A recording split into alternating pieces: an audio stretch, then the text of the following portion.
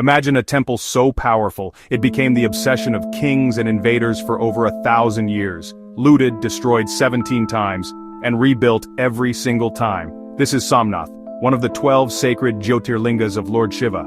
Legend says its first temple was built by the moon god himself, in pure gold. By medieval times, Somnath was a dazzling treasure house, filled with gold, jewels and offerings from millions of pilgrims. In 1024 CE, Mahmud of Ghazni invaded. He looted unimaginable wealth, destroyed the temple, and carried away treasure worth billions in today's money.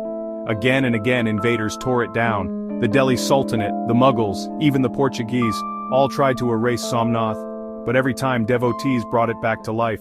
By the 17th destruction, Somnath had become a symbol of resilience and faith. Kings of Gujarat rebuilt it, new dynasties restored it. The temple that refused to die became India's immortal shrine. When India won independence, Sardar Patel declared that Somnath must rise again. The Iron Man of India would not let this heritage be erased. With support from leaders like K.M. Munshi, the temple was rebuilt in grand Chalukyan architecture facing the Arabian Sea. In 1951, Dr. Rajendra Prasad inaugurated the new Somnath, calling it not just a temple but a symbol of India's eternal spirit. Today Somnath stands tall on Gujarat's coast, a survivor of 17 destructions, proof that faith can outlast the most brutal forces of history. It is not just stone and mortar, it is resilience, it is memory, it is India's immortal temple. This is When Was That?, where history's forgotten stories come alive.